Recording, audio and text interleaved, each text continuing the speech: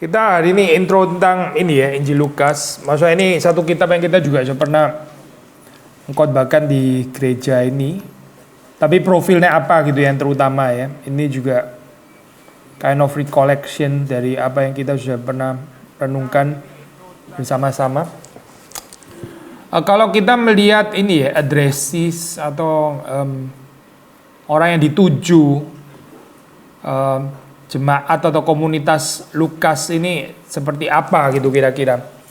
Kita bisa merekonstruksi dari ayat-ayat yang ada. Maksudnya begini saya, kita melakukan rekonstruksi ini dari kalimat-kalimat yang dikatakan di situ, pengajaran tentang apa, kita bisa tahu addressesnya atau penerima surat ini gitu ya, penerima Injil ini itu bergumul dengan problem apa gitu. Maksudnya bagian tertentu yang ada di dalam Lukas, yaitu berarti sesuai dengan kebutuhan daripada jemaat Lukas gitu ya. Yang nggak ada ya berarti nggak ada gitu. Ada bagian yang ada di Matius yang nggak ada di Lukas, yang ada di Lukas nggak ada di Yohanes dan sebagainya. Dari situ kita bisa mengenal profil dari jemaat Lukas itu seperti apa gitu.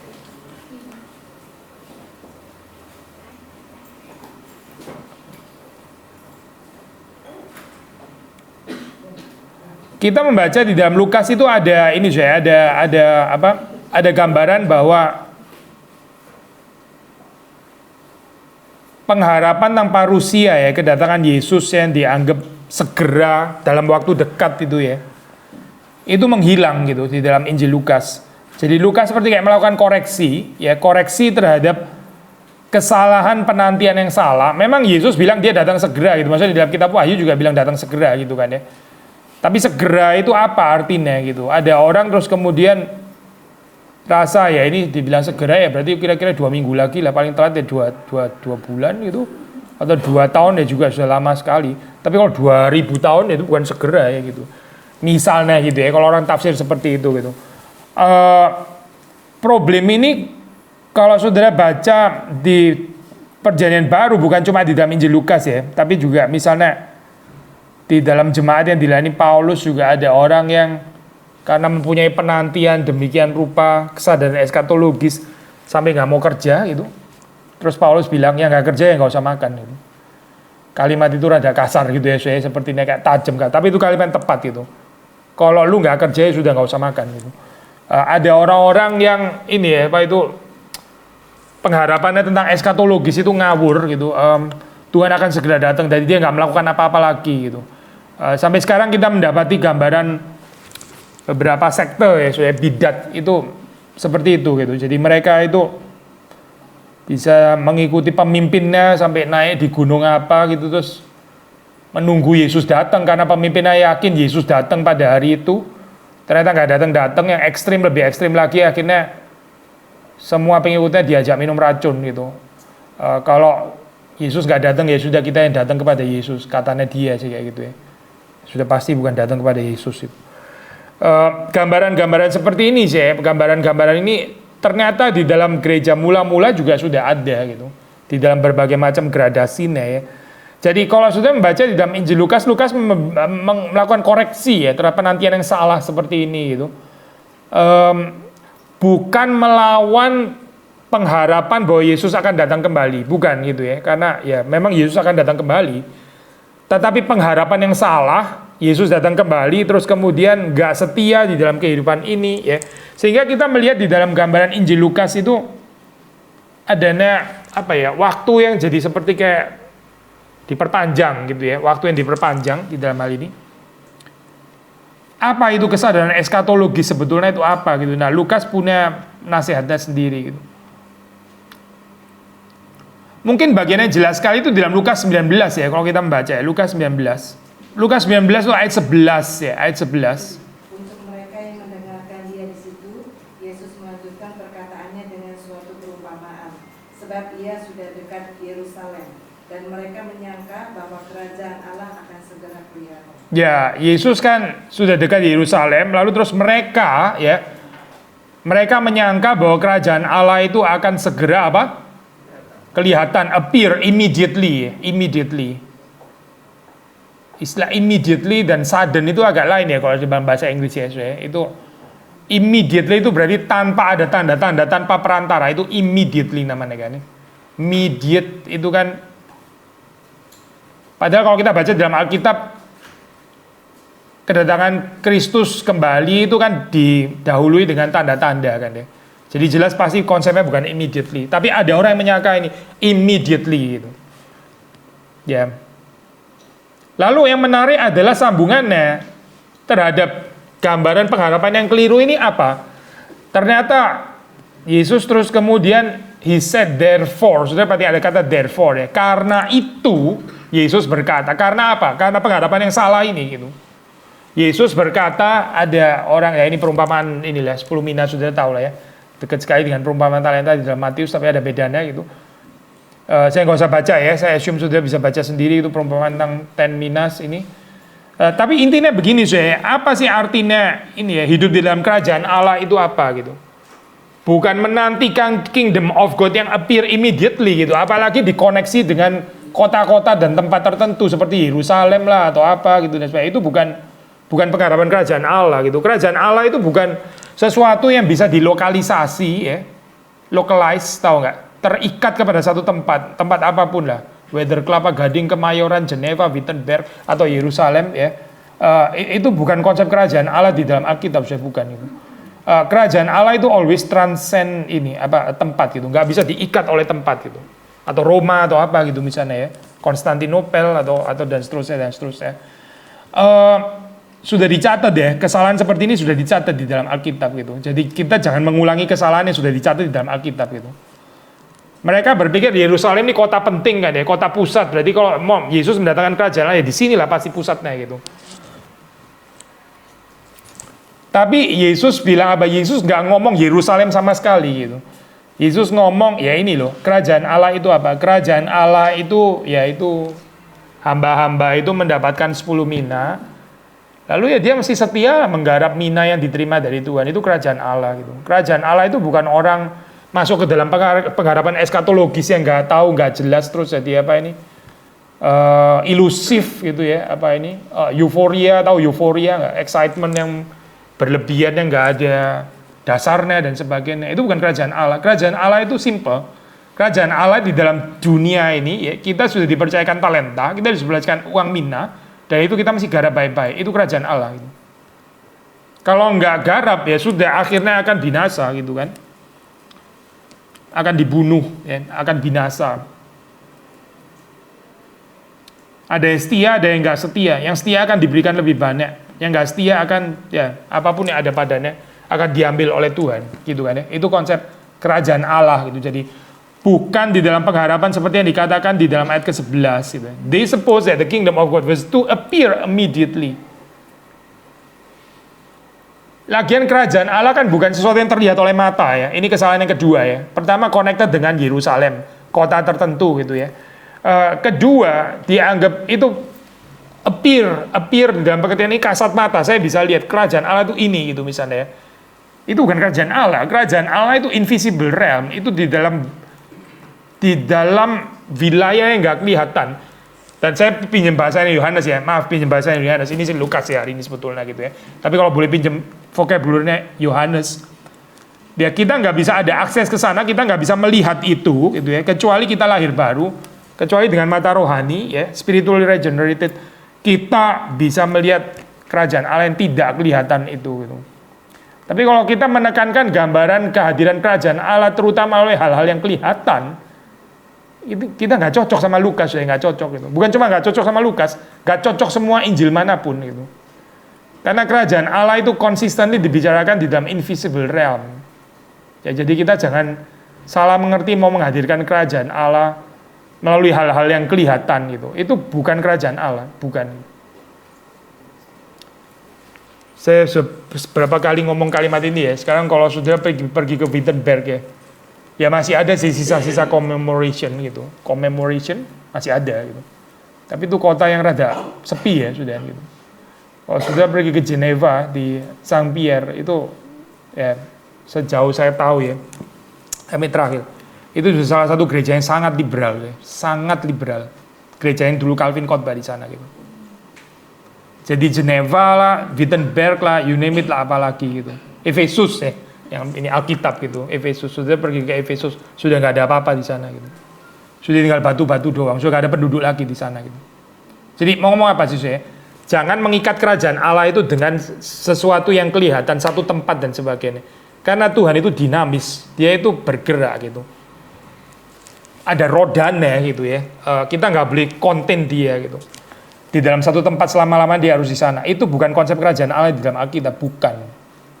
Memang selama Tuhan hadir kita mesti menjaga kaki Dian itu supaya jangan mati ya. Kalau itu mati di dalam tangan kita benar-benar celaka loh itu. Tapi nggak ada orang bisa memastikan sekali hidup di situ akan selama-lamanya sampai Yesus datang lagi akan hidup di situ terus. Kaki Dian ya maksudnya ya.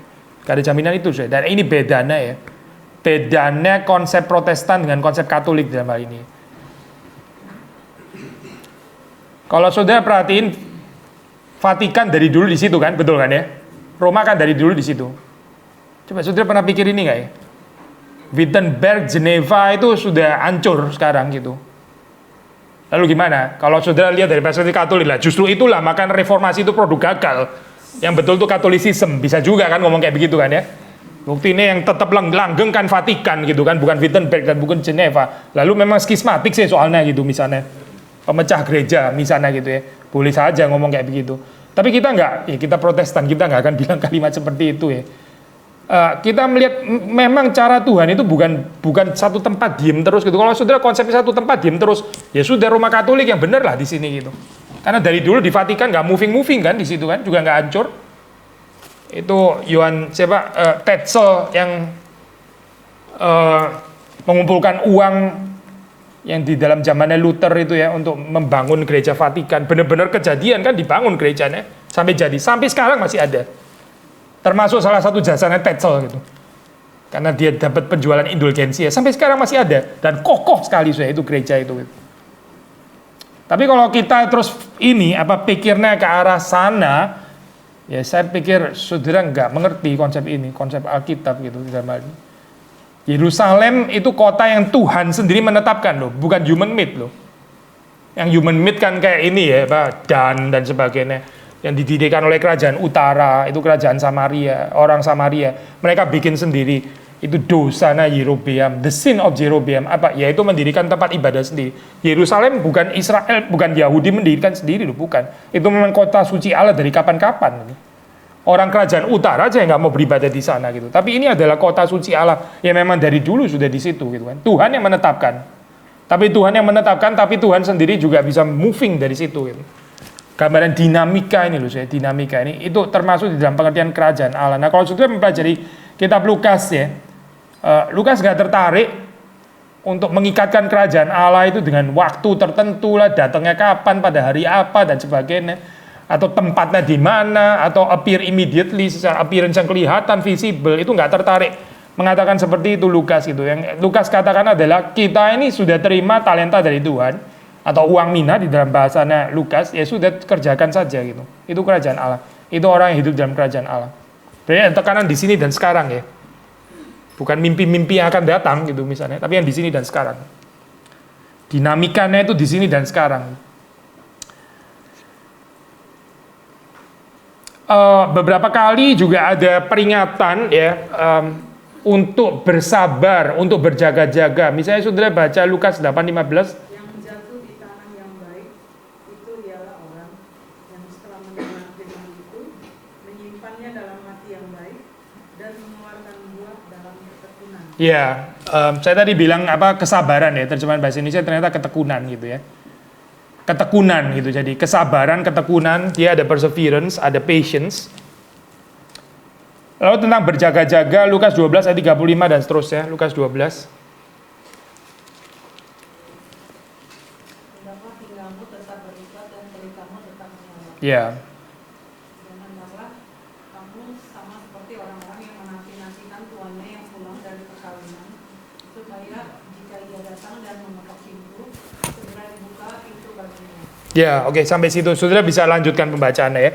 Tapi intinya di dalam bagian ini ya, ini ajakan, undangan supaya kita itu siap sedia gitu. Jadi berjaga-jaga, siap sedia. Ya, ini enggak tip, maksudnya ini bukan exclusively Lukas, memang bukan sih. Saudara kan mendapat ini juga di dalam Matius gitu ya, sama kan ajakan untuk berjaga-jaga. Tapi intinya daripada kita berspekulasi Yesus datangnya kapan, lebih baik berjaga-jaga itu. Berjaga-jaga itu sikap yang lebih benar daripada kita mikirin Yesus datangnya kapan dan bagaimana dan di mana dan dengan cara yang kelihatan seperti apa gitu ya. Jadi ini sih gambaran tentang pengharapan parusia yang keliru yang dikoreksi ya. Itu. Yang kedua, kita juga bisa merekonstruksi bahwa di dalam jemaatnya Lukas itu ada gap yang sangat besar ya antara orang-orang kaya dan orang-orang miskin gitu. Ini problem klasik lah ya, ada yang kaya, ada yang miskin. Jadi Lukas itu mengingatkan kepada, ya khususnya kepada yang kaya gitu ya, supaya mereka berhati-hati dengan cara mereka mengelola uang, ya harta itu bagaimana gitu. Itu termasuk salah satu yang sentral ya di dalam ini ya, Lucan etik di dalam ini etikanya Lukas itu. Lukas kan menulis bukan cuma Injil Lukas tapi juga ini ya, Kisah Para Rasul. Ya, Kisah Para Rasul itu banyak urusan itu tentang uang gitu. Kalau saudara perhatikan. Dari sini kita bisa merekonstruksi bahwa orang-orang yang kaya itu ya di dalam jemaatnya Lukas itu sepertinya mereka itu self righteous dan juga serakah dan juga tamak gitu. Coba saudara baca Lukas 12, 13, 15. Lukas 12, 13, 15. Seorang dari orang banyak itu berkata kepada Yesus, "Guru, katakanlah kepada saudaraku supaya ia berbagi warisan dengan aku." Iya, oke. Terus 15. Katanya lagi kepada mereka, "Berjaga-jagalah dan waspadalah terhadap segala ketamakan. Iya. Sebab walaupun seorang berlimpah-limpah hartanya, hidupnya tidaklah tergantung daripada kekayaannya itu." Ya, saya mengerti ya. Maksudnya ini bagian ini muncul ya. Bagian ini muncul bukan kebetulan gitu maksudnya. Ini nggak harus muncul di semua Injil by the way gitu ya. Tapi kalau ini muncul gitu berarti ada problem. Nanggap nggak saya? Ini merekonstruksi keadaan jemaat Lukas dengan baca-baca kalimat seperti ini. Nanggap nggak? Saya ambil contoh ya. Kita sudah pernah baca Matius ya. Matius misalnya bilang bukan orang yang berseru Tuhan Tuhan yang akan masuk ke dalam kerajaan sorga, tapi apa? Tapi mereka yang melakukan kehendak Bapa yang di sorga gitu kan ya. Nah itu berarti ada problem di dalam jemaatnya Matius ya, yaitu ada orang yang cuma ngomong Tuhan, dia pikir dia sudah selamat, tapi nggak pernah tertarik untuk melakukan kehendak Tuhan. Nah, Pak, ini ada gambaran orang-orang yang antinomianistik ya, lawan katanya legalisme gitu. Dua-duanya keliru ya. Kalau legalisme kan keselamatan melalui ketaatan Taurat gitu misalnya ya. Kalau ini sebaliknya, hidup nggak ada hukumnya sama sekali gitu. Yang ada cuma anugerah. Nah ini berarti ada problem seperti itu. Makanya ayat itu muncul di dalam Matius. Jadi kita bisa merekonstruksi. Kita bisa merekonstruksi dalam bagian ini ya. Bagian ini sampai ada parable of the rich fool ini muncul di dalam Lukas. Memang ada problem di dalam jemaat Lukas. Yaitu apa? Ini loh. Orang yang sibuk ngurusin warisan. Kurang satu huruf ya. Bahaya mungkin. Kok arisan jadi arisan nggak ada persoalan kecuali arisan membuat kau tamak ya, hati-hati lah ya. Dia ya ngurusin warisan sampai sekarang problem seperti ini ya, kayak ulang-ulang terus nggak ada selesainya gitu. Tapi terus kemudian Yesus mengatakan kalimat itu dalam ayat ke-15, hati-hati ya, hati-hati terhadap bahaya ketamaan ya. Hidup seseorang itu bukan tergantung dari banyaknya apa yang dia miliki ya. Ini peringatan untuk jemaatnya Lukas ya. Mereka itu kayaknya juga menghina orang-orang miskin. Lukas 18 ayat 9. Lukas 18 ayat 9. Lukas 18 ayat 9. Dan kepada beberapa orang yang menganggap dirinya benar dan memandang rendah semua orang lain, Yesus mengatakan perumpamaan ini. Oke, thank you. Memandang rendah ya semua orang yang lain. Orang Farisi bahkan juga digambarkan sebagai orang yang cinta uang kan ya, sudah tahu kan di dalam Injil digambarkan sebagai cinta uang gitu. Ini mereka memandang rendah tax collector ya karena saingan kali ya, saingan sesama orang kaya itu atau gimana. Jadi saudara lihat di sini, ini kebahayaannya ya. Apa itu? Sebetulnya gini saya, memang kita nggak bisa judgmental bahwa semua orang kaya itu pasti berdosa di hadapan Tuhan, apalagi pasti masuk neraka ya, nggak tentu lah gitu kan. Di dalam Lukas kan juga ada cerita tentang Sakius yang kaya ya, tapi dia diselamatkan gitu. Tapi juga kita membaca cerita Lazarus dan orang kaya, yang akhirnya orang kaya itu binasa gitu kan ya. Jadi bukan masalah dia kaya atau nggak kaya ya, atau kaya pasti masuk neraka, kaya sudah pasti nggak bisa diselamatkan. Meskipun Yesus ada bilang, memang apa itu orang kaya masuk ke dalam kerajaan surga itu lebih sulit daripada apa? Daripada onta masuk ke lubang jarum gitu kan ya. Berarti luar biasa sulitnya gitu ya. Tapi Tuhan bilang kan nothing is impossible gitu kan. Gini saya, kalau sudah melihat di dalam ayat-ayat seperti ini, kita tahu orang kaya ya itu berpikir pada dia kaya berarti dia diberkati oleh Tuhan ya. Coba sudah baik ini ya logiknya gitu ya. Orang kaya berarti dia diberkati oleh Tuhan gitu kan ya. Lumayan kan ya. Dia paling nggak masih mengaku itu berkat Tuhan gitu kan ya. Nah, siapa itu orang yang diberkati Tuhan? Ditarik lagi mundur, ya orang hidupnya berkenan kepada Tuhan toh. Nah, jadi orang kaya, kenapa misalnya saya kaya ya? Saya kaya kenapa? Karena saya ya ini berkat Tuhan gitu. Kok saya bisa diberkati Tuhan ya? Ya karena saya hidup berkenan di hadapan Tuhan, makanya saya diberkati Tuhan gitu. Jadi kalau saya kaya, saya diberkati Tuhan, berarti saya hidup berkenan kepada Tuhan gitu. Saya terusin ya, satu lagi ya. Miskin, nah miskin berarti lu nggak diberkati Tuhan kan? Nggak diberkati Tuhan kenapa? Ya karena lu nggak taat toh gitu. Nah, Pak. Jadi kekayaan itu dianggap sebagai tanda perkenanan Tuhan. Itu luar biasa bahaya, kalimat ini. Sekali lagi ya, kekayaan itu dianggap sebagai perkenanan Tuhan. Maka banyak orang kaya itu self-righteous gitu. Karena dia pikir dia kaya karena dia sudah memperkenan Tuhan, makanya Tuhan berkati. Berarti saya ini orang benar gitu. Sampai Tuhan memberkati saya gitu. Bahaya konsep seperti ini ya. Makanya di dalam Lukas itu berkali-kali ya, bukan cuma sekali tapi berkali-kali ada cerita seperti Lazarus dan orang kaya. Ternyata yang diberkati malah yang miskin, yang Lazarus, yang orang kaya malah ke neraka begitu kan ya. Berarti ini menjungkir balikan cara pemikiran pada saat itu gitu. Atau di dalam Magnificat ya, nyanyian pujian Maria itu, Tuhan menyuruh orang kaya pergi dengan tangan hampa, tapi yang rendah itu diangkat oleh Tuhan. Orang kaya disuruh pergi dengan tangan hampa. Itu kan Magnificat kan ya. Jadi ada penjungkir balikan di sini gitu. Kamu jangan pikir kamu kaya, terus itu berkat Tuhan, lu pikir lu hidup sudah beres di hadapan Tuhan. Maka ada bahaya di sini ya. Kekayaan dan self-righteousness itu sangat bahaya Bukan kekayaannya sendiri ya, kekayaannya sendiri memang juga bisa membahayakan dalam pengertian kalau kita terus jadi, kalau istilah Lukas, mendapatkan penghiburan di dalam kekayaan kan berbahagialah kamu yang miskin gitu kan ya, mempunyai kerajaan Allah. Celakalah kamu yang kaya, di dalam kekayaanmu kamu mendapatkan penghiburan kan gitu kan ya. Celakanya itu karena orang yang kaya kalau nggak hati-hati bisa mencari penghiburan di dalam kekayaan. Padahal penghiburan itu bukan di dalam kekayaan. Penghiburan itu di dalam Yesus Kristus, bukan di dalam kekayaan, bukan. Tapi orang kaya seperti kayak bisa membuat penghiburan untuk diri mereka sendiri gitu kan. Dan inilah kebahayaannya gitu. Maka Lukas terus-menerus mengingatkan gitu ya. Jangan karena kamu kaya terus kemudian kamu itu pikir kehidupanmu itu sudah berkenan di hadapan Tuhan gitu. Lalu apalagi menghina orang miskin, menganggap inilah yang gak berkenan kepada Tuhan. Makanya gak diberkati oleh Tuhan gitu. Jadi yang kaya yang diberkati, yang berkenan, yang miskin yang gak diberkati dan gak berkenan kepada Tuhan. Maka cerita-cerita itu ya, pembalikan-pembalikan itu mengajak jemaat Lukas itu untuk berpikir gitu. Kok bisa ya justru yang miskin ternyata yang ke surga, yang kaya justru yang ke neraka gitu. Ini kok salah kayak gini ya pengajarannya gitu ya, tanda kutip maksudnya. Bukan salah, mereka yang salah memahami firman Tuhan.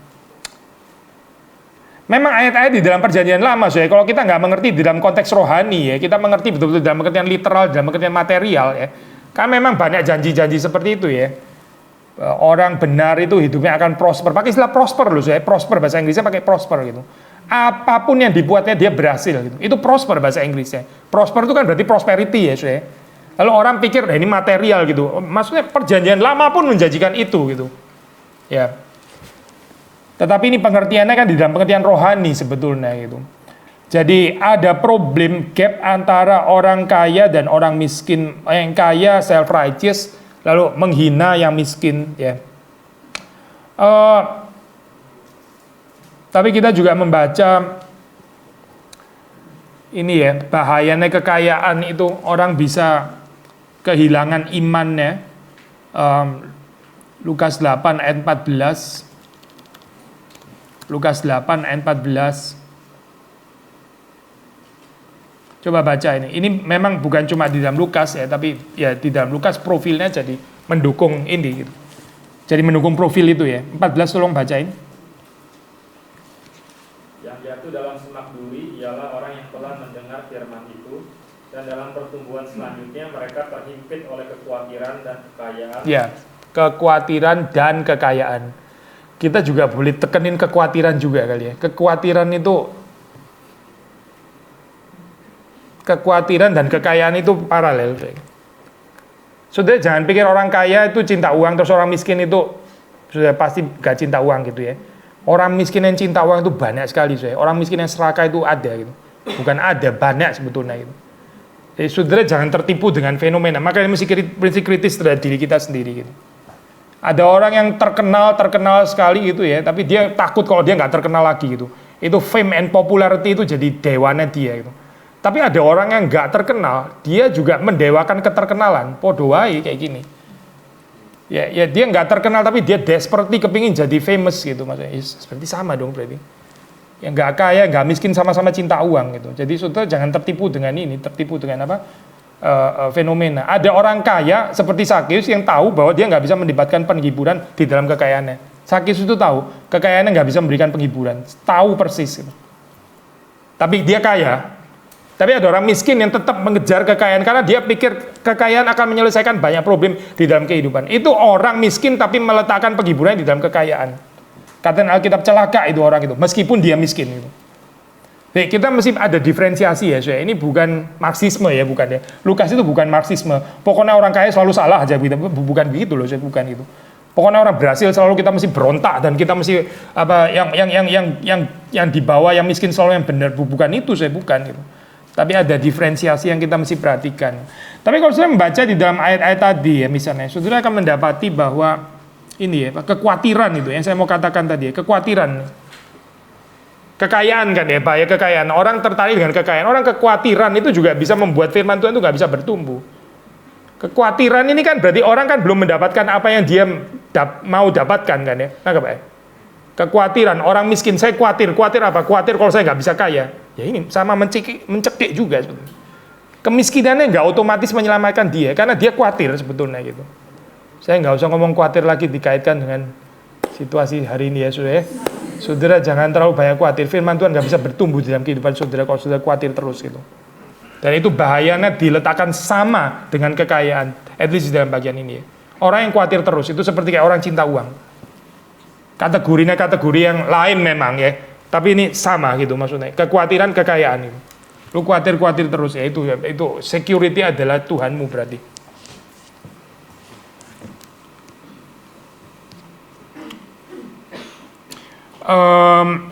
Saya teruskan ya. Jadi termasuk juga di dalam ini ya, akta Acts, Kisah Para Rasul ya, sudah mendapati itu kematian siapa? Iya, siapa nama depannya? Ananias dan Safira ya. Itu urusannya kan dengan uang kan sebetulnya gitu.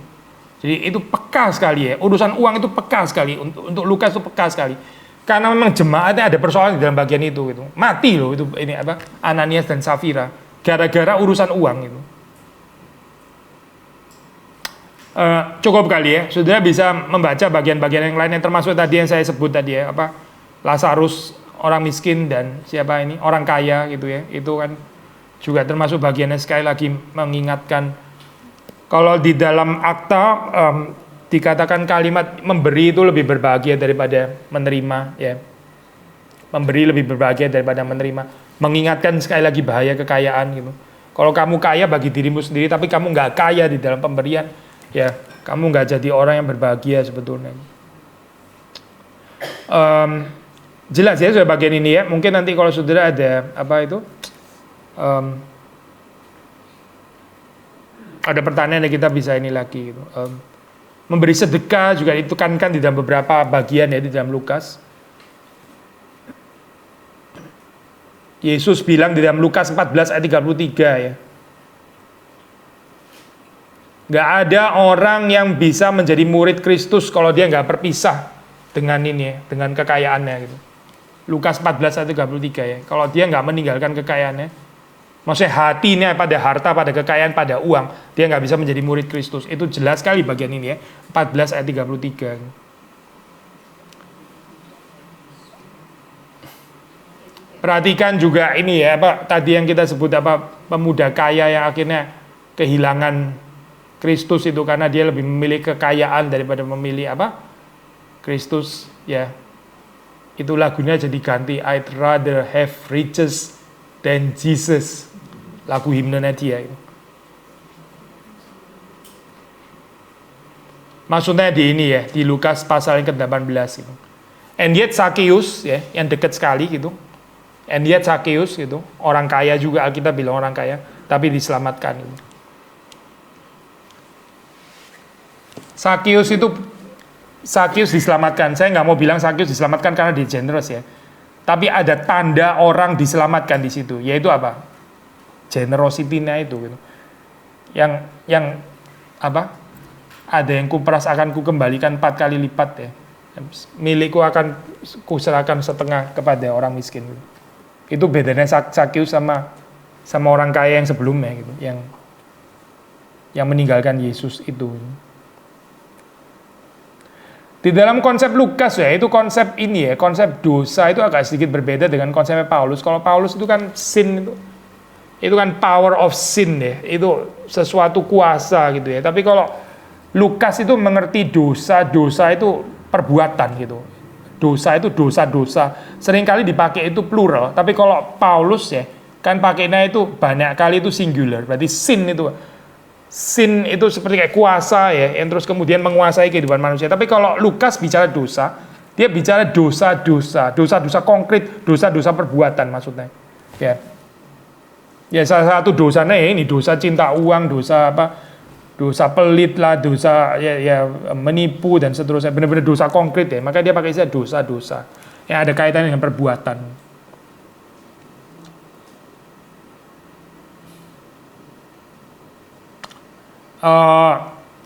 Tapi intinya ini jangan dimengerti seperti kayak Lukan etik ini mau menekankan apa ya, seperti kayak hidup kesederhanaan demi kesederhanaan itu ansih gitu ya, per se in itself, bukan itu. Tapi yang mau dicapai itu adalah realisasi persekutuan yang penuh dengan cinta kasih.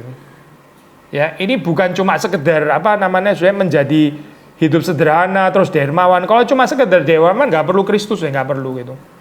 Ajaran-ajaran lain banyak yang mengajarkan orang menjadi dermawan, generous dan sebagainya. Di dalam hal ini kita mesti malu juga, banyak orang Kristen yang mungkin lebih pelit juga daripada orang-orang yang nggak mengenal Kristus gitu ya. Kita nggak tertarik bicara moralisme cuma sekedar menjadi dermawan dan sebagainya, suka traktir orang dan seterusnya. Itu one thing gitu. Kekristenan lebih daripada itu gitu. Tapi yang mau dicapai di sini ya, ini kenapa sih persoalan ini ya, kekayaan ini sesuatu bahaya karena ini menghambat ya persekutuan. Saya pinjam istilah Paulus ya, body of Christ, tubuh Kristus itu nggak bisa ada persekutuan cinta kasih akhirnya gara-gara ada orang itu self righteous dengan kekayaannya lo menghina yang miskin dan sebagainya. Itu nggak memungkinkan ada persekutuan gitu. Maksudnya gimana bisa perjamuan kudus kayak gini? Nggak bisa perjamuan kudus kan sebetulnya gitu. Atau perjamuan kudus orang terlalu peka bahwa dia kaya terus lihat sebenarnya ini kan yang miskin itu gitu. Gimana perjamuan kudus kayak begitu? Sulit ya. Jadi yang mau dikejar di sini sebetulnya bukan hidup kesederhanaan ya. Kalau hidup kesederhanaan saudara salah mengerti ya gitu. Ini yang mau dikejar itu sebetulnya adalah persekutuan cinta kasih di antara anggota tubuh Kristus itu.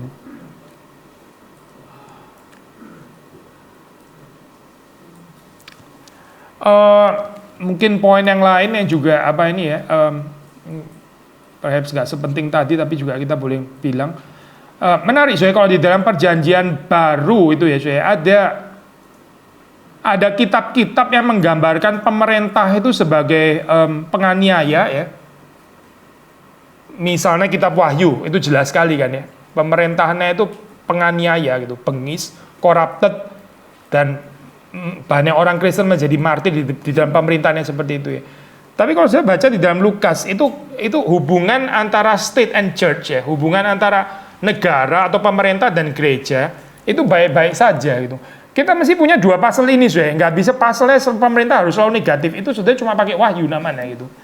Sudah baca ini ya, apa Roma 13 yang terkenal itu ya, meskipun itu bukan teologi pemerintah sih ya. Kita nggak ya, itu kan tempatnya di ini ya, kalimat-kalimat nasihat kan di bagian belakang surat gitu. Jadi kita nggak bisa mengembangkan cerita tentang teologi of the state-nya Paulus gitu dari surat Roma pasal 13. Di situ pun saudara membaca bahwa gambarannya kan hubungan pemerintah dan gereja itu baik-baik saja ya. Maksudnya dibilang nggak ada pemerintah yang nggak berasal daripada Tuhan. Kamu taat kepada pemerintah yang bagaimanapun itu berasal daripada Tuhan. Itu kan Roma 13 kan ya. Lalu terus kemudian saudara membaca di dalam Lukas, gambarnya juga begitu ya. Ini menarik perspektifnya ya. Kalau saudara baca misalnya kesalahan Yesus sampai disalibkan itu sepenuhnya ditaruh kepada orang-orang Yahudi. Di situ Pilatus itu ya, dia mengatakan sampai 3 kali bahwa Yesus itu nggak bersalah. Saya nggak mau tarik lebih jauh lagi kalimat seperti kayak Lukas menggambarkan Pilatus sebagai orang suci, ya ngawur lah saya kalimat kayak begitu gitu. Tapi yang mau digambarkan di situ tuh ini persoalannya itu bukan ada pada Pilatus, tapi pada orang Yahudi gitu. Nah, Pak, jadi gambarannya ini bukan gambaran Pontius Pilatus yang jahat, yang nggak tegas dan sebagainya. Itu bukan gambarannya Lukas itu. Justru yang digambarkan di sini adalah Roman prokurator itu menyatakan Yesus nggak bersalah. Itu sampai 3 kali. Lalu terus kemudian Paulus di dalam Akta Apostolorum juga digambarkan sebagai ini ya citizen of Roman yang baik gitu. Ini adalah warga negara Romawi yang baik gitu. Jadi, Romawi gitu. Lalu terus kemudian saudara mendapat gambaran juga apa ini namanya saudara? Jadi saudara baca sendiri lah ya. Saya kasih ayatnya aja ya. Terus kemudian pasal 23 ayat 29 ya. Pasal 25 ayat 25. Ini ngomongin akta ya, bukan ngomongin Lukas. Maksudnya ngomongin apa itu? Kisah Para Rasul. 19 ayat 23 ayat 40 ya. Pasal 23 ayat 29, 25 ayat 25, 26 ayat 31. Ntar baca sendiri ya gitu.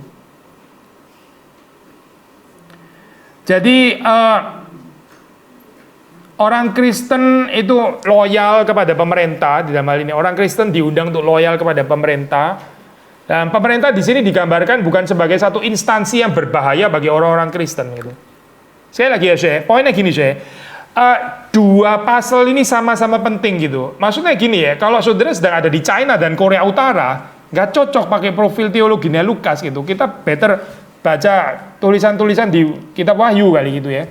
Tapi kalau saudara hidup di Indonesia, ya maksudnya ya oke lah ini relatively ya government kita lumayan lah. Saya ngomong government yang bukan tingkat provinsi ya maksudnya ya. Yang kepresidenan gitu maksudnya keseluruhan kan lumayan gitu ya. Jadi kita nggak harus selalu gambarin government itu sebagai sesuatu yang harus ditentang dan sebagainya. Tapi orang yang terus nentang government terus gitu ya. Kayak dia apalagi orang Kristen ya kurang ngerti profil Lukas sebenarnya. Adanya cuma kitab Wahyu, jadi kayak government salah terus gitu. Government seperti kayak penganiaya terus ya. Kalau sudah di China, di Korea Utara ya itu cocok gitu. Tapi kita apa sih kayak gini nih dianiaya dah. Saudara keadaan seperti ini dianiaya. Mungkin saudara orang cengeng kali ya. Apa itu spoiled, dirusak sama orang tuamu. Sampai keadaan kayak begini pun saudara rasa teraniaya gitu. Orang dianiaya itu dulu di Romawi itu dianiaya gitu. Orang di China itu dianiaya, di Korea Utara dianiaya.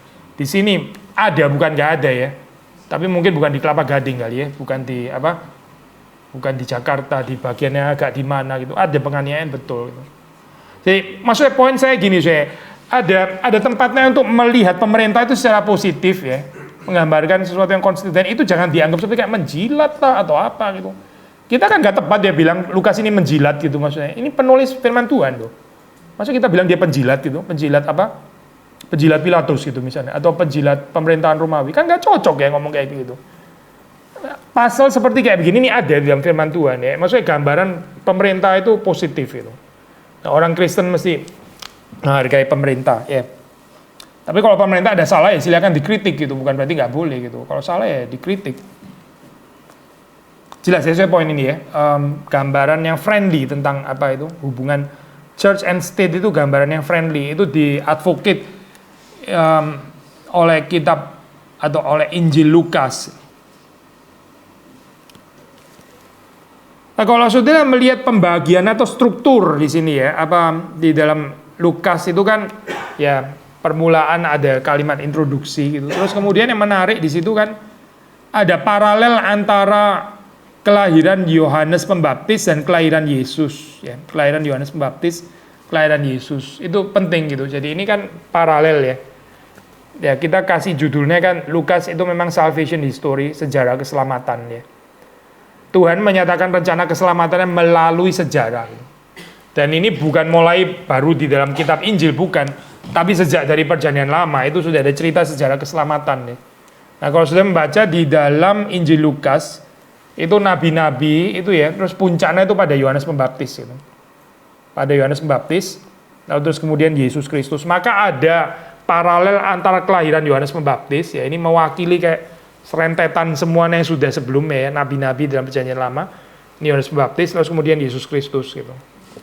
Cuma saya memang di dalam ini ya, apa Lucan scholarship kita jangan bikin apa garis terlalu tajam gitu, karena ada certain overlappingnya gitu ya, nggak bisa bikin sampai sini terus habis itu cut, ini mulai dispensasi baru gitu, periode baru itu tuh kita kesulitan apa kalau baca seperti itu, karena beberapa peristiwa itu sulit untuk dikelompokkan sebenarnya masuk yang mana kalau kita bikin benar-benar garis tajam, ini masuk yang sini atau masuk yang sini gitu misalnya. Ntar saya ulang lagi ya bagian ini ya.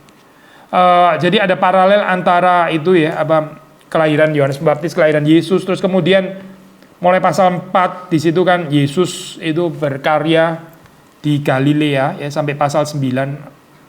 Lalu mulai masih di dalam pasal 9 ayat 51, nah di situ Yesus berangkat ke Yerusalem ke Galilea. Terus kemudian Yesus berkarya di Yerusalem itu mulai pasal 19 ya. Terus mulai pasal 22 itu penderitaan Kristus, cerita pasion. Terus mulai 24 itu bicara tentang ini apa berita kebangkitan ya, cerita kebangkitan mulai 24. Strukturnya ya maksudnya. Basic theological ideas ya, basic theological ideas seperti tadi kita sudah singgung ya. Redemptive historical intention ya, intensi, motif salvation history itu sangat kuat. Pertama itu ternyata dengan paralelisasi antara tadi ya, kelahiran Yohanes Pembaptis dan kelahiran Yesus. Itu paralelnya itu jelas ya. Ada nyanyian pujian Zakaria, ada nyanyian pujian Maria gitu ya. Jadi even pujiannya pun juga paralel gitu. Cerita ini apa? Nubuatnya ya, ada pemberitahuan announcement tentang Yohanes Pembaptis akan lahir, yang Zakaria bisu itu ya. Terus kemudian announcement kepada Maria Yesus akan lahir. Jadi itu betul-betul paralel di dalam hal ini ya.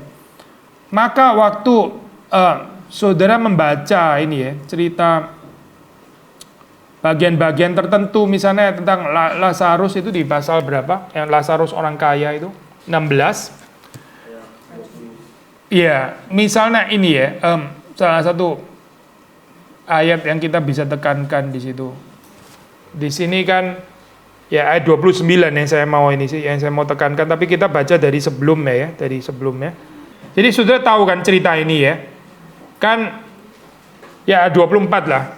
Kan orang kaya yang sudah di neraka itu kan berseru, Bapak Abraham, kasihani aku seluruh Lazarus supaya mencelupkan ujung jarinya ke dalam air dan menyejukkan lidahku. Ya ini satu itu ya. Terus kemudian juga selain itu ini ya, 27 maksud saya. Kalau demikian aku minta kepadamu Bapak supaya engkau menyuruh dia ke rumah ayahku, sebab masih ada 5 orang saudaraku, supaya ia memperingati mereka dengan sungguh-sungguh, agar mereka jangan masuk kelak ke dalam tempat penderitaan ini. Ini usulannya kan ya, usulannya siapa ini? Orang kaya ini kan ya. Tapi terus saudara perhatikan ya jawabannya. Ini penting sekali dari perspektif salvation history, redemptive history atau sejarah keselamatan. Tetapi kata Abraham, ada pada mereka kesaksian Musa dan para nabi. Baiklah mereka mendengarkan kesaksian itu. Jadi diarahin kepada Taurat gitu, diarahin kepada pekerjaan Tuhan yang lampau. Sudah ada kok itu kesaksian Musa, para nabi ya. Kalau kamu nggak terima itu, kamu juga nggak akan terima ya Yesus ini, kamu nggak akan terima gitu. Karena sejarah keselamatan itu bukan mulai di sini, bukan, tapi sudah mulai dari dulu gitu. Sudah mulai dari zaman Musa dan sebagainya itu sudah bicara tentang sejarah keselamatan, kesaksian para nabi. Baiklah mendengar kesaksian itu. Tapi orang itu bilang, tidak Bapak Abraham, tetapi jika ada seorang yang datang dari antara orang mati kepada mereka, mereka akan bertobat.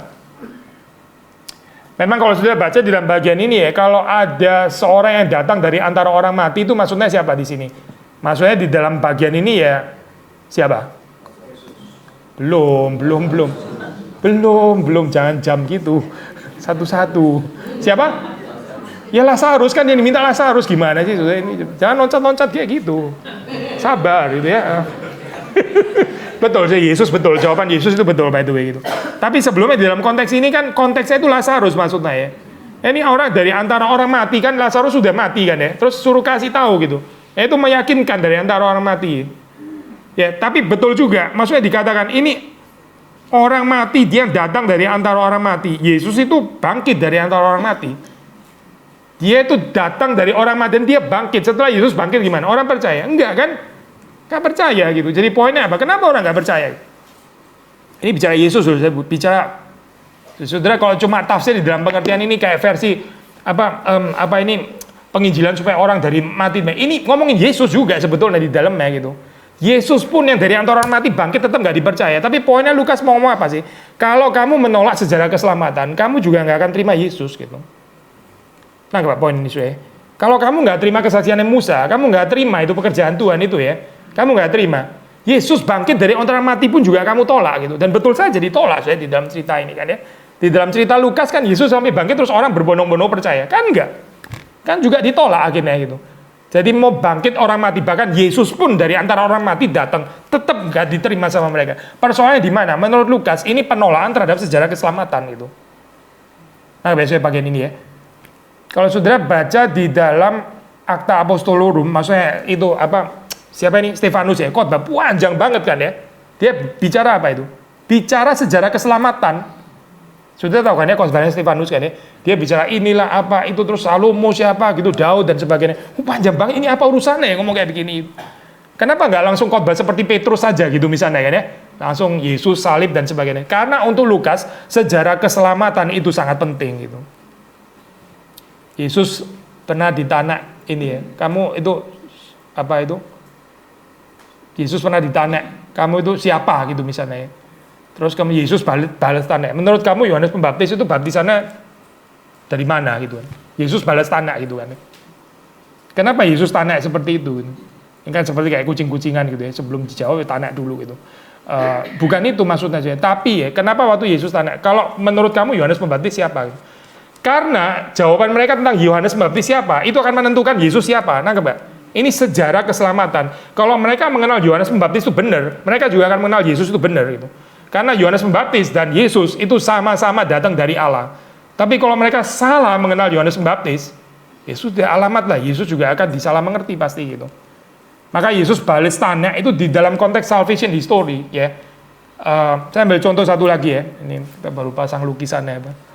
Ini Emmaus apa, kalau saudara naik tangga yang besar saudara ketemu table fellowship-nya Da Vinci, kalau tangga yang kecil ini ketemu table fellowship-nya Caravaggio ya, agak kecil lukisannya itu ukurannya. Ini kan gambaran lukisan ini apa Emmaus gitu, dua orang di Emmaus ya. Nah, kalau saudara membaca di dalam kita buka bagian ini, itu Lukas 24. Saudara membaca ya di sini waktu Yesus itu berbicara kepada mereka, apa yang dilakukan oleh Yesus? Ayat yang ke-25 ya. Coba.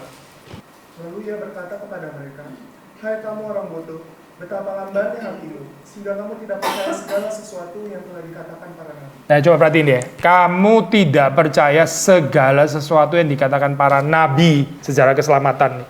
Kamu nggak percaya itu, jadi kamu nggak bisa mengerti kenapa Mesias harus menderita gitu. Untuk masuk ke dalam kemuliaannya. Kegagalan itu adalah kegagalan pemahaman sejarah keselamatan. Jelas ya saya bagian ini. Dan terus dikonfirmasi lagi waktu waktu murid-murid itu, waktu 2 orang murid itu ini ya Pak, setelah Yesus menghilang dari mereka, terus saudara membaca di dalam ayat 32 ya, did not our hearts burn within us while he talked to us on the road, while he opened to us the scriptures. Bukankah hati kita ini berkobar-kobar waktu orang itu menjelaskan kepada kita kitab-kitab suci ya. Itu sejarah keselamatan berarti gitu. Jadi Yesus itu bukan memperkenalkan dirinya, ini Lukas ya maksudnya ya. Yesus mengafirmasi dia itu melalui cerita sejarah keselamatan. Sebetulnya dia bisa pakai cara seperti yang dicatat Yohanes ya. Ini loh lubang yang ada pada tanganku. Percaya dan jangan tidak percaya lagi. Boleh kan? Tapi Yohanes nggak punya concern sejarah keselamatan. At least ya bukan nggak ada sejarah keselamatan ya. Tapi itu bukan tekanannya Yohanes gitu. Tapi Lukas itu sangat menekankan sejarah keselamatan.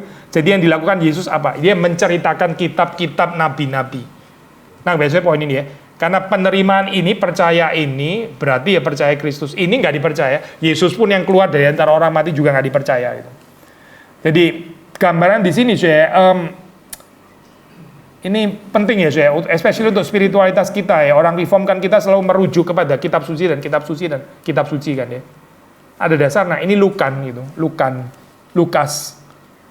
Kalau kita nggak menghargai kesaksian kitab suci yang ada itu ya, kalau kitab suci ini aja sudah dihina ya. Oh Yesus yang asli itu juga nggak akan diterima gitu. Terima Yesus yang katanya terima Yesus yang asli tapi menghina firman Tuhan, itu pasti bukan Yesus yang asli. Karena Yesus yang asli itu dibicarakan di dalam salvation history, sudah ada di dalam kitab suci. Kalau orang menolak kitab suci, ya dia akan menolak Yesus sebetulnya gitu. Gak usah bicara penampakan Yesus ini dan itu dan ini dan itu. Orang kitab suci aja dihina gitu. Ini Yesus yang asli bangkit daripada orang mati, tetap gak dipercaya juga gitu. Ini bukan penampakan lagi loh, saya bukan ilusi, bukan halusinasi. Ini benar-benar Yesus yang asli bangkit dari antara orang mati, tetap gak dipercaya juga. Kenapa? Karena gagal untuk mengerti kitab-kitab suci, gagal mengerti sejarah keselamatan yang sudah dinyatakan mulai dari Musa dan kitab dan Mazmur dan kitab nabi-nabi, itu semua ditolak. Mereka salah mengerti. Maka sekali lagi ya, waktu Stefanus itu khotbah tentang itu ya. Kamu itu tegar tengkuk dari dulu selalu melawan the Holy Spirit, selalu melawan Roh Kudus. Itu sudah nenek moyangmu sudah. Kamu pun sekarang juga kayak begitu lagi gitu. Saya paraphrase sedikit ya. Berarti ini penolakan terhadap kesaksian yang sudah terjadi dalam sejarah keselamatan, tapi ditolak. Sekarang Yesus ditolak lagi. Ini just confirming ini sejarah keselamatan. Memang selalu ditolak. Dari dulu juga ditolak. Sekarang kamu menolak lagi. Nah, setelah itu terus Stefanus dirajam gitu. Dia bicara kebenaran ya. Ini dari pemberitaan Injil itu di dalam sejarah sudah terjadi penolakan seperti ini. Jadi kalau Yesus pada saat itu ditolak lagi, dan Stefanus yang juga memberitakan Yesus juga ditolak. Nggak ada yang baru di sini. Itu sudah terjadi dari kapan-kapan, sejak dari zaman dulu gitu. Dari perspektif sejarah keselamatan ini sangat penting ya, kita nggak bisa overemphasize, nggak bisa terlalu menekankan, karena memang Lukas sangat menekankan itu gitu. Heilsgeschichte kalau orang Jerman ngomongnya ya. Heilsgeschichte itu ada satu movement ini ya, belakangan tahun berapa ya mungkin. Saya lupa persisnya mungkin. Abad 19 kali ya itu. Tapi sebetulnya jauh sebelum itu Lukas sudah membicarakan tentang redemptive history dan sebagainya di dalam Injilnya ya. Bagian yang lain penting juga adalah ini ya, motif perjalanan, travel motif ya, journey motif. Yesus itu di dalam spiritual journey ya, menuju ke mana? Menuju ke Yerusalem. Jadi dia terus berjalan ya. Itu motif perjalanan itu jelas sekali di dalam Lukas untuk menyatakan bahwa Yesus itu di dalam kehidupannya itu dia berjalan menuju salib gitu. Hidup itu adalah satu perjalanan menuju salib. Menurut gambaran daripada Lukas ya. Saudara bisa baca misalnya Lukas 9:51, tolong dong bacain Lukas 9:51.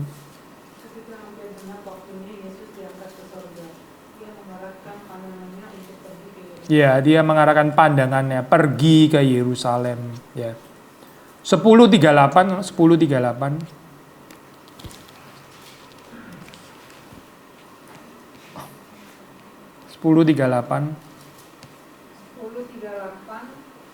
Ketika Yesus dan murid-muridnya dalam perjalanan, tibalah ia di sebuah kampung seorang perempuan yang bernama Maria. Ya, oke. Cukup di situ. Yesus bagaimana di situ? Dalam perjalanan ya, dalam perjalanan. Jadi Yesus itu travel terus gitu. Travel kemana? Ke Yerusalem maksudnya ya. Dia menuju salib gitu. Dia travelingnya itu menuju Yerusalem gitu. Saudara bisa membaca bagian-bagian yang lain itu, motif perjalanan itu penting sekali untuk Lukas itu ya. Ini adalah perjalanan menuju ke salib. Di dalam hal ini ada kemiripan ya antara Markus dan Lukas. Kalau kitab Lukas ini kan sebenarnya Sorry, dari apa? kitab Lukas, Injil Lukas ini kan dari awal sudah dijelaskan di pembukaannya kalau ini ditujukan kepada Theophilus Iya. gitu. Itu kan sebenarnya satu individu saja. Berarti apakah pembacaan kitab Lukas dari tadi profil kalau kita mau rekonstruksi tentang pesannya Lukas mengenai kekayaan, mengenai apa ini sebenarnya direct message kepada Theophilus yang atau mungkin kalangan pembaca yang barengan sama Theophilus. Semua kitab di dalam PB itu ada jemaatnya. Cuma kalau kita lebih aware dengan surat ya, karena benar-benar surat, namanya aja surat gitu ya. Jadi kita ini surat kepada, sebetulnya Injil itu juga surat sebetulnya. Semuanya itu surat, itu ada addressesnya. Iya, ada penerimanya. Jadi kita bisa bilang dari pembacaan kita tadi mengenai sejarah keselamatan, mengenai kekayaan. Kalau mau baca dari sisi polemik ya bilangnya, apakah berarti ini indikasi kalau ya memang jemaatnya atau Theophilus dan mungkin rekan-rekan jemaat pembaca yang barengan dengan Theophilus juga punya masalah dalam harta. Justru makanya kalau kita cuma baca Theophilus kan dia agak aneh ya maksudnya. Theophilus ini kok banyak bener ya problemnya gitu. Ya urusan kekayaan, ya urusan ini, ya urusan salah mengerti parusia gitu. Doesn't make any sense kalau cuma penerimaan Theophilus. Itu nggak bisa diterima itu tesis itu. Nah, Pak poinnya. Ada komunitasnya ini yang terima gitu. Theophilus kan juga bisa pakai istilah ini ya. Orang yang cinta Tuhan gitu. Theophilus. Iya. Maksudnya simbolik, dalam pengertian simbolik juga bisa ditafsir seperti itu. Theophilus. Iya. Di sini simbolik. Iya, maksud saya istilah itu bisa dimengerti secara simbolik. Saya nggak bilang itu orang nggak ada terus nggak historis dan sebagainya, membosankan perdebatan kayak itu. Kitab Yunus dan seterusnya masuk muter-muter di sana terus gitu. Cuma istilah semua orang percaya Theophilus gitu. Tapi poinnya adalah yang saya mau bilang ya, kalau surat ini cuma penerima Theophilus itu doesn't make any sense gitu. Apalagi terus kalau kita rekonstruk ini adalah orang yang cinta uang, yang khawatir dan apa dan too much sih kayaknya satu orang problemnya kayak gini gitu maksudnya. Gak make sense gitu. Iya, pembacaan individual kayak begitu tuh pembacaan yang gak tepat. Maksudnya Johanin punya komunitasnya, Matian ada komunitasnya terus ya, dan seterusnya gitu. Ya. Yang pasti kita juga adresan yang kesekian kalinya gitu. Dan kayaknya masih cocok itu yang dibilang Lukas sampai sekarang. Dia profetik gitu ngomong ini. Bahaya kekayaan, bahaya kekhawatiran sampai sekarang. Seperti kayak dia tahu tentang coronavirus gitu.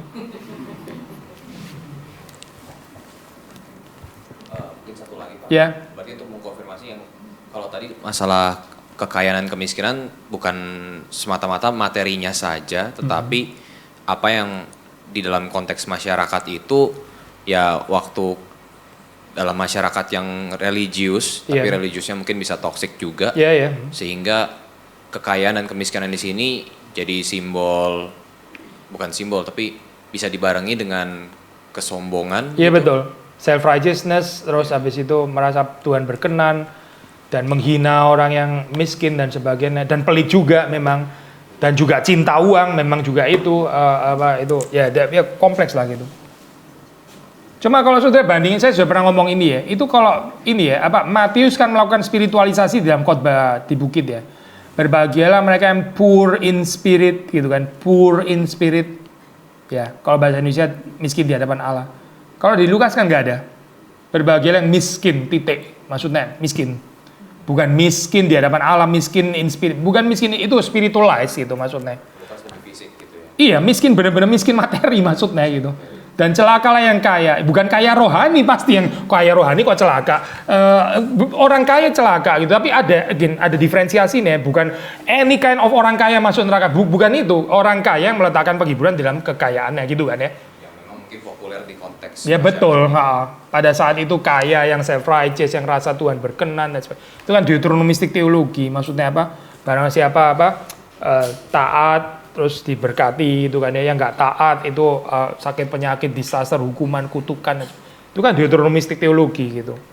Maksudnya in a way Lukas itu berpolemik dengan resepsi yang salah dari deuteronomistik teologi gitu. Bukan deuteronomistik teologi yang salah, tapi resepsinya orang yang salah. Pak Billy, Iya. di sini saya tanya ini apa? Tadi ada connected dengan Yerusalem. Apakah Yerusalem yang di sini dikaitkan dengan Wahyu yang terakhir ya? Yerusalem yang baru. Yerusalem yang baru maksudnya. Yerusalem mana ya maksudnya? Yang Yerusalem baru yang turun dari surga. Ya oke, itu saya tahu, tapi Yerusalem di sebelah mana di Lukas yang dikaitkan dengan Yerusalem baru, Yerusalem yang mana ya maksudnya? Oh, enggak kan tadi itu kalau misalnya kerajaan Allah yang Enggak, ini benar-benar Yerusalem kan, Yesus benar-benar ada di Yerusalem. Yerusalem bukan Yerusalem baru, Yerusalem yang lama itu. Iya. Enggak ada sih istilah Yerusalem yang lama. Maksudnya ya Yerusalem yang kelihatan itu, ya Yerusalem yang kita sekarang bisa pergi juga ke sana. Ini saudara kalau pergi ke Israel itu ya ini kalau saya ngomong kayak gini di Jerman mesti hati-hati saya ngomong. Karena Jerman sensitif ya pembicaraan orang-orang Yahudi dari Israel karena pernah ada kamp konsentrasi. Tapi di sini kita ngomong aja nggak apa-apa. Ini saya kalau sudah pergi ke sana kan mereka mendoakan apa itu namanya tembok ratapan supaya ada kebangunan daripada bait suci itu ya. Maksudnya ada dibangun lagi itu buat mereka kan Mesias datang di situ gitu kan. Kalau ada kebangunan itu bait suci kan. Terus mereka menggali terowongan gitu ya. Menggali terowongan, terus di terowongan itu ada satu sisi yang itu yang dianggap paling deket jadi ini bait sucinya itu kalau saya nggak salah inget ya, ini kan bentuknya ini nggak sekotak ini sih, agak sedikit lebar gitu ya, pelatarannya maksudnya bukan bujur sangkar gitu, tapi kind of persegi panjang ya, maksudnya perbandingannya bukan kayak begini sih, tapi agak panjang gitu. Kalau saya nggak salah inget ya, itu bait sucinya itu di sini posisinya gitu. Jadi bukan persis di tengah ya gitu, bukan persis di tengah, tapi di sini. Jadi meaning ada salah satu sisi yang paling dekat dengan bait suci, ngerti nggak? Nah mereka gali terowongannya itu di sini, gitu. Di sini. Jadi ya, terus kemudian ada satu part ya yang dianggap itu lebih dekat dengan bait suci. Jadi orang berdoa di situ gitu. Ya ini kayak hotspotnya lebih kenceng gitu. Mereka tuh pikirnya kayak gitu loh saya. Ini gimana ya, bisa geleng-geleng kepala gitu. Jadi orang berdoa di situ karena lebih dekat lagi dengan posisi bait suci. Jadi lebih berdoa di situ gitu. Saya lihat itu ya mau nangis ya lucu ya bingung ya itulah pengharapannya orang menolak Mesias yang asli kayak begitu. Sudah berdoanya sudah kayak mekanik, pokoknya mulut komat kamit dan gak jelas gitu. Ya kasihan sih mereka itu. Padahal Yesus sudah datang dari kapan-kapan gitu, tapi mereka tolak. Saya ngomong apa tadi, ini keluar dari mana? Yerusalem lama itu tadi ya. Yerusalem yang lama kalau kita pergi ke sana ya, itu orang masih mengharapkan memang di situ terjadinya. Kerajaan Allah itu di situ, dibangkitkannya di situ. Bukan Yerusalem baru, Yerusalem itu yang sekarang itu, yang tempatnya itu pun mereka tahu harusnya di situ terjadi kebangunannya gitu. Tapi sampai sekarang nggak ada, ya nggak ada. Yesus sudah datang kok dari Yesus akan datang kembali. Tapi dia sudah pernah datang pertama kalinya menjadi bayi, tapi mereka tolak. Ya. berarti bukan artian dalam arti Yerusalem di situ Israel itu berarti ya hadir di seluruh bumi. Sorry gimana? Nggak ngerti saya. Gimana? Dalam artian bukan hadir di Israel, Yerusalemnya tapi di seluruh bumi. Betul, iya benar. Makanya gambaran, iya ini ada sebagian penafsiran eskatologi dari kelompok Kristen tertentu ya, maksudnya dispensasionalis biasanya kan mereka percaya kalau ini kebangunan itu mulai dari Yerusalem Israel. Sebetulnya di Lukas sudah dibilang, Lukas sudah bilang 2000 tahun lalu gitu. Bukan itu gitu, bukan itu, nggak bisa ditaruh di satu tempat kayak begitu. Gitu. Jadi betul memang ini adalah kerajaan Allah itu hadir di mana-mana gitu. Nggak bisa dilokalisasi satu tempat gitu. Ya. Jadi kalau mau baptis di Kelapa Gading aja juga oke, nggak usah di Sungai Yordan. Lukas 16 ayat 10 sampai 13 itu yang dalam setia dalam perkara kecil. Maka setia dalam perkara yang besar. ini kan bicara soal mamon ya, soal uang. Iya, oke. Tapi yang ayat 12 ini yang saya kurang mengerti. Ayat 12 ya? Ya, 12 dan 13. Yang saya mau tanyakan tuh hartamu siapakah yang akan menyerahkan hartamu sendiri kepadamu? Dari saya baca di sebelah sini. If then you have not been faithful in the righteous wealth, who will entrust you to the true riches? And if you have not been faithful in that which is another's, who will give you that which is your own? Maksudnya ayatnya di sini kan ngomong ini argumentasi dari from lesser to greater gitu ya, biasanya dipakai di dalam ini. Kalau kamu aja nggak setia di dalam urusan harta yang unrighteous, harta yang di dalam dunia ini gitu ya, yang katakanlah yang kotor itu ya, kamu nggak setia dalam urusan itu. Siapa yang akan mempercayakan kepadamu itu harta sorgawi gitu ya, harta rohani? Itu ayat 11 kan ya? Ya, harta yang sesungguhnya. Harta yang sesungguhnya gitu. Sama argumentasinya 12. Nah, kamu kalau nggak setia dengan yang harta orang lain ya dipercayakan kepada kamu, terus bagaimana kamu bisa setia dengan harta yang menjadi milikmu sendiri gitu kan? Bahasa Indonesia gitu kan? Bukan, siapakah yang akan menyerahkan hartamu sendiri kepadamu? Iya, maksudnya kalau kita, ya Bu, sama sih. Kalau kita ini nggak setia kepada harta yang menjadi milik orang, ini kan bicara dishonest manager kan, bicara tentang bendahara yang nggak jujur gitu kan, ya mengelola uangnya orang lain dong pasti kan. Itu dia kalau nggak setia di dalam hal itu, siapa yang akan menyerahkan dia, bagaimana akan setia terhadap yang ada pada dia sendiri gitu. Jadi argumentasinya mungkin kita gini ya, kita mungkin seringkali mikirnya terbalik ya, kita mesti setia punya kita sendiri dulu, baru kita mesti setia punya kita sendiri dulu. Terus baru kita bisa setia di dalam miliknya orang lain gitu kali ya. Tapi cara pikir kayak begitu tuh actually individualisme, nangkep gak sih? Cara pikir kemungkinan kayak gini nih karena kita individualis, jadi kita selalu mulai dengan diri sendiri. Tapi kalau kita bilang, kalau miliknya orang lain aja lu nggak bisa setia, gimana lu bisa mengelola hartamu sendiri? Gitu. Menarik ya logika kayak begini ya. Menurut Alkitab itu mengelola hartanya orang lain itu adalah perkara yang lebih kecil. Kalau logikanya Alkitab, kita bisa mengelola hartanya orang lain, itu perkara yang lebih kecil. Nanti terus kemudian mengelola harta sendiri. Tapi kalau di dalam dunia entrepreneurship saya gampang sekali jelasin ya, saudara. Kalau saudara, saya ambil contoh ini ya. Ini contoh nggak sempurna tapi bisa membantu. Kalau saudara pegawai di satu company besar ya, saudara kalau setia, jujur dan sebagainya, mungkin nanti saudara bisa jadi entrepreneur. Simple kan penjelasannya. Nah, berapa poin ini? Saudara kalau jadi pegawai di satu company besar, saudara jadi bendahara, saudara jujur, keuangannya beres dan sebagainya. Ya, mungkin nanti terus Tuhan bisa percayakan saudara jadi punya company sendiri gitu. Ini kan di dalam dunia bisnis malah langsung gampang penjelasannya gitu. Jadi kalau kita bisa setia di dalam yang bukan punyanya kita, tapi kita bisa setia, ya itu Tuhan bisa mempercayakan juga pada kita, dan kita dikasih yang lebih besar. Ini sekarang kamu yang saya kasih, ya uangnya kamu juga, tapi tolong dikelola dengan setia juga. Gitu. Yang perkara yang lebih kecil ya itu memang waktu kita jadi pegawai, bener kan? Simple penjelasannya. Kan ya nggak usah saya terusin lagi ya, kan nggak tepat kalau kita bilang kalau kamu setia menjadi entrepreneur maka kamu layak menjadi pegawai. Kebalik kali ya, orang saya sudah entrepreneur kok sudah jadi pegawai, gimana sih gitu. Kecuali pegawainya Google kali ya. Ya ini simple sih di dalam dunia bisnis, saya pikir penjelasannya simple. Ada selain ini ya, selain gambaran apa itu tadi ya, orang miskin, orang kaya dan sebagainya, tapi intinya reversal motif itu diulang-ulang gitu di dalam Lukas ya. Ini juga menjadi kritik sosial gitu. Jadi kritik sosial di dalam pengertian dunia ini kan punya kayak stratanya sendiri ya, apa yang dianggap di atas, di bawah gitu. Misalnya contoh ya, laki perempuan gitu kan ya. Laki perempuan gitu ya. Tapi kalau sudah baca Lukas itu perempuan yang di atas itu. Ini kan kritik sosial, nangkep nggak? Jadi saksi-saksi pertama itu bukan laki tapi perempuan gitu. Nah, orang feminis kalau baca Injil Lukas tuh seneng aja gitu ya. Tapi sebelum ada feminisme ya, sebelum ada feminisme yang liar itu, di dalam Alkitab sudah ada sebetulnya. Kita nggak perlu itu feminisme. Kalau kita baca Alkitab kita nggak akan jatuh kepada budaya patriarkalisme yang over ultra patriarkalisme, itu nggak perlu. Karena sudah ada kritik ini di dalam Injil Lukas gitu. Ya, cuma kalau kita nggak baca Alkitab kita baik-baik ya, akhirnya kita establishing, mengukuhkan budaya patriarkal ya, akhirnya woman to nothing lah apa dan sebagainya. Karena nggak baca kitab Lukas itu maksudnya. Orang Kristen tapi masih cara pikirnya highly patriarkal kayak begini, nggak mengerti kitab Lukas sebetulnya gitu.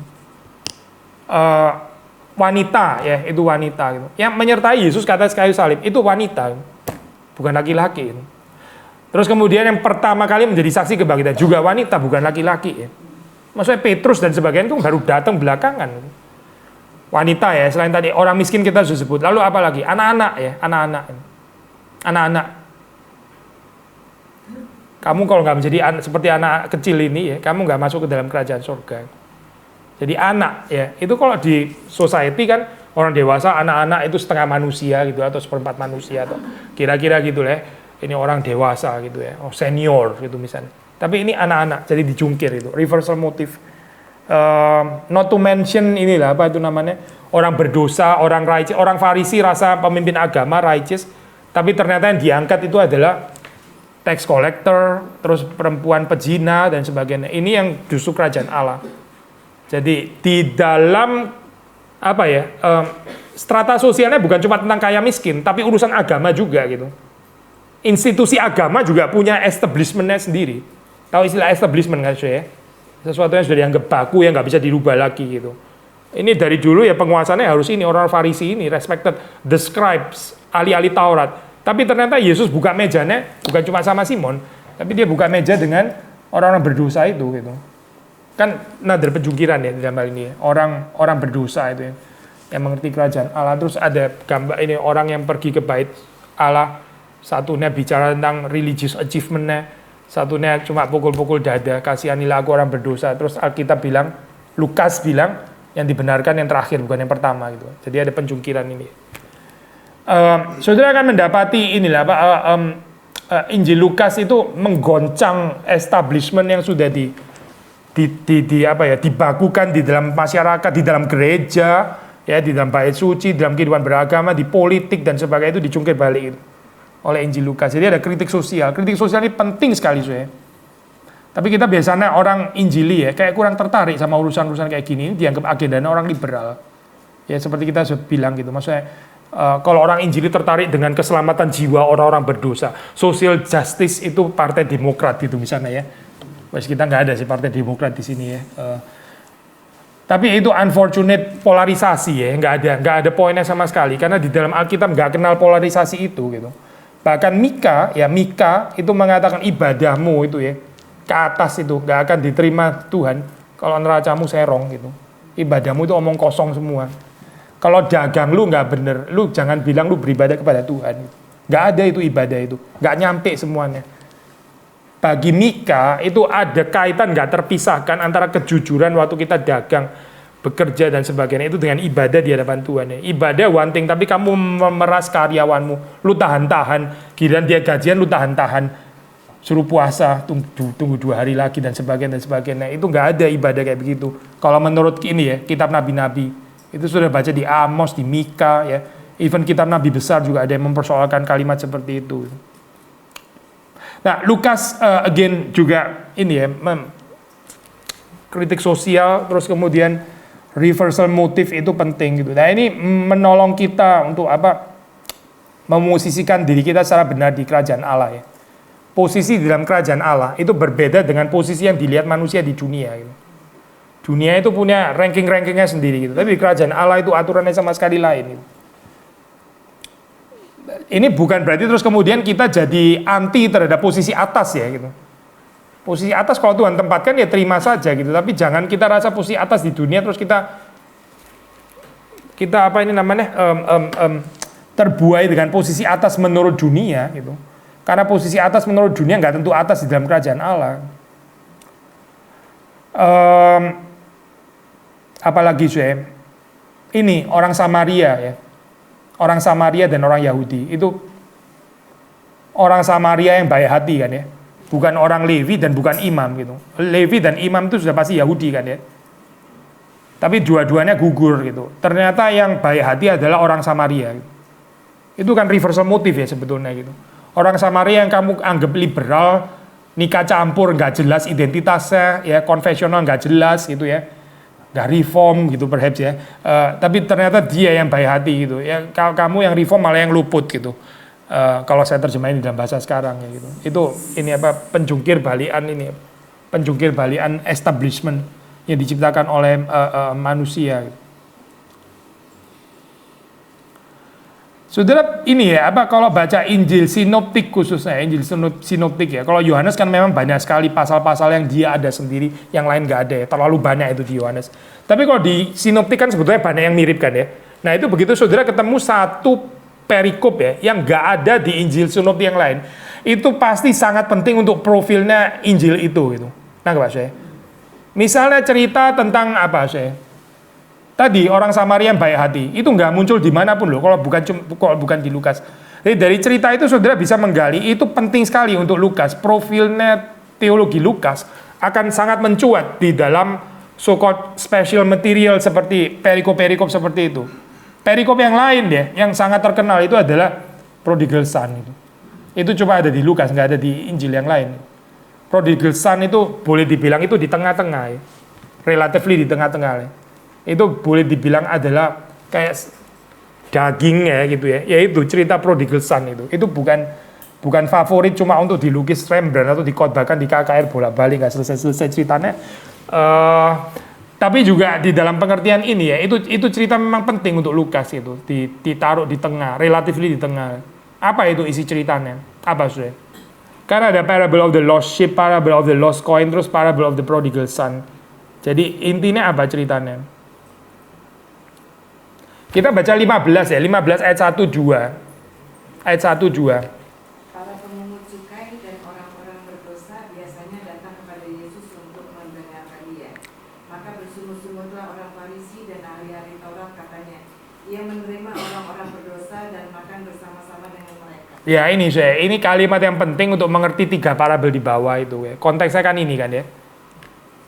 Jadi orang-orang Farisi, the scribes, ya, ahli-ahli Taurat dan orang-orang Farisi itu, mereka grumble bahasa Indonesia bersungut-sungut ya. Mereka bersungut-sungut itu ini ya, saya. Itu sudah tahu istilah bersungut-sungut ya. Itu di mana itu istilah bersungut-sungut? Sejarah keselamatan itu di mana orang bersungut-sungut? Di mana? Iya di padang gurun itu orang bersungut-sungut itu. Israel bersungut-sungut terhadap Musa. Sekarang orang ini juga bersungut-sungut itu terhadap Yesus. Musa, Yesus. Ini orang Israel bersungut-sungut. Sekarang yang bersungut-sungut di sini siapa? Ini orang Farisi dan the scribes ini. Mereka bersungut-sungut ya. Sejarah keselamatan nggak baru sama sekali. Dari dulu orang juga bisa bersungut-sungut. Maka saudara kalau bersungut-sungut itu hati-hati. Saudara di posisi mana coba gitu? Bersungut-sungut. Mereka sungut-sungutnya apa ya? This man receive sinners and eats with them.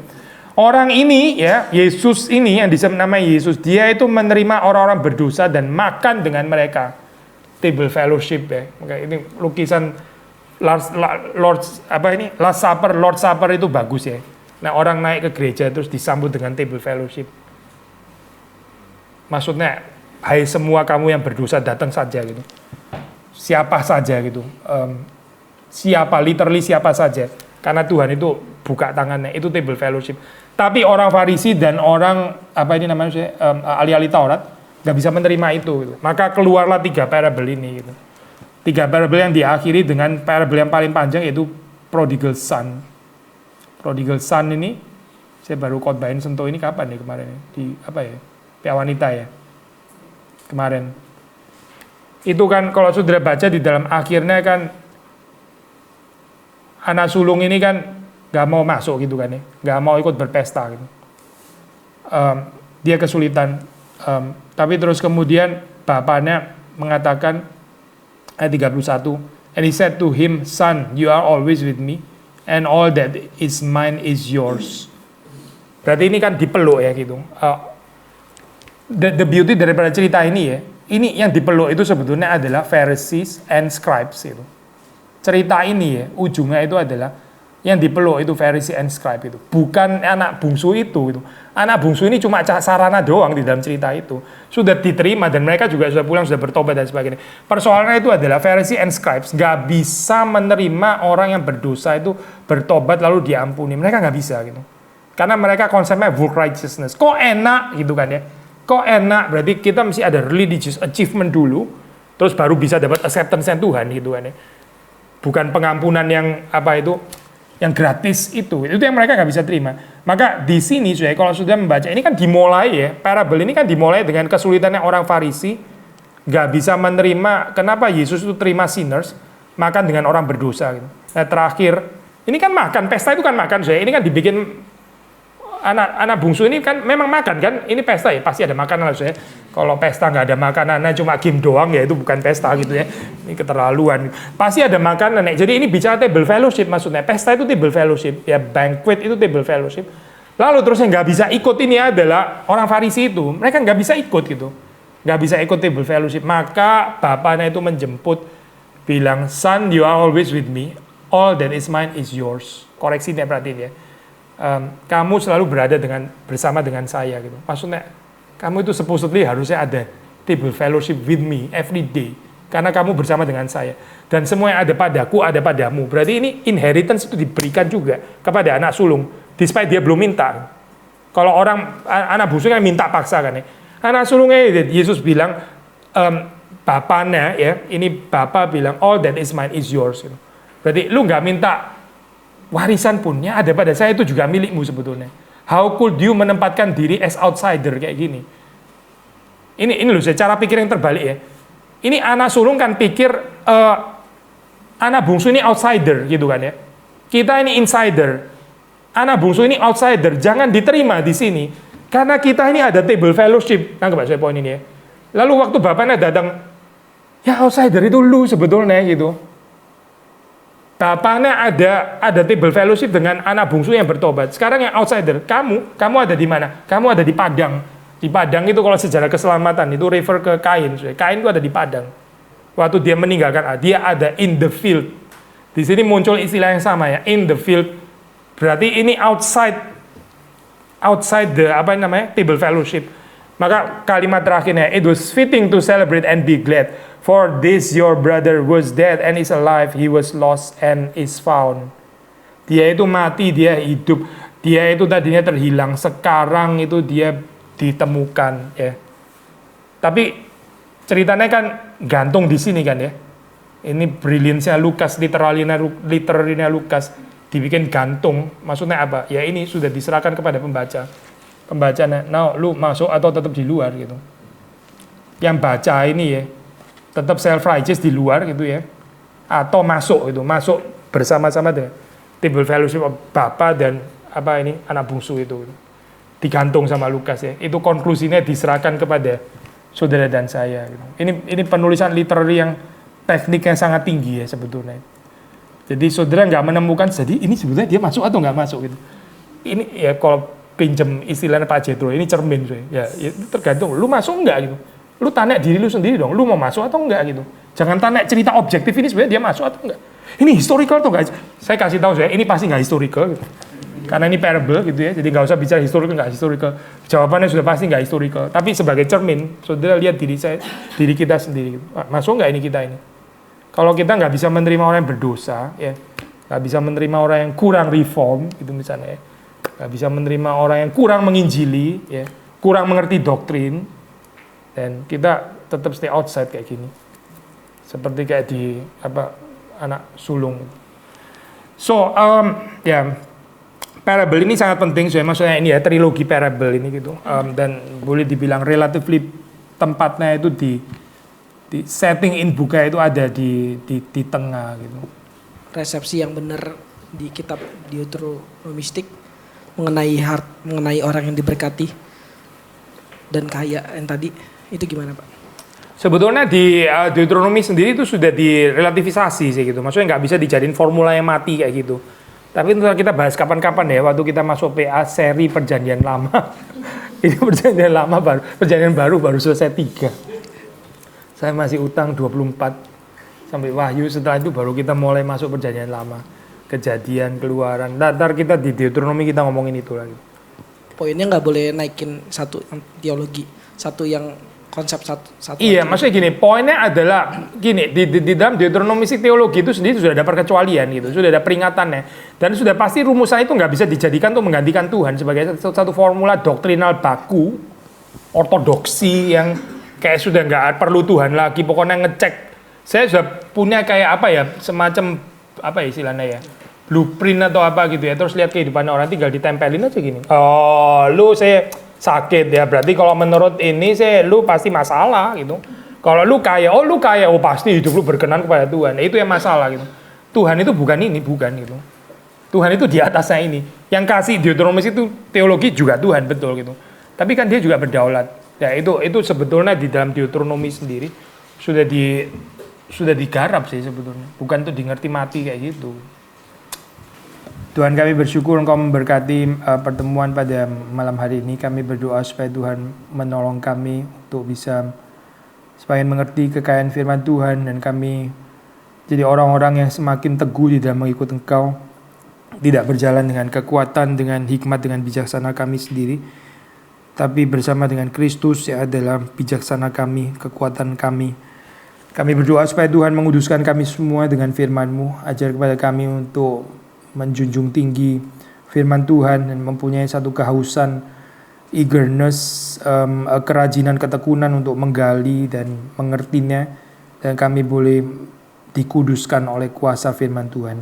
Terima kasih Tuhan, Engkau memberkati setiap daripada kami. Tuhan berkati pertumbuhan kami, Tuhan berkati gereja kami masing-masing di mana kami beribadah. Demi Yesus Kristus kami berdoa, kami bersyukur. Amin.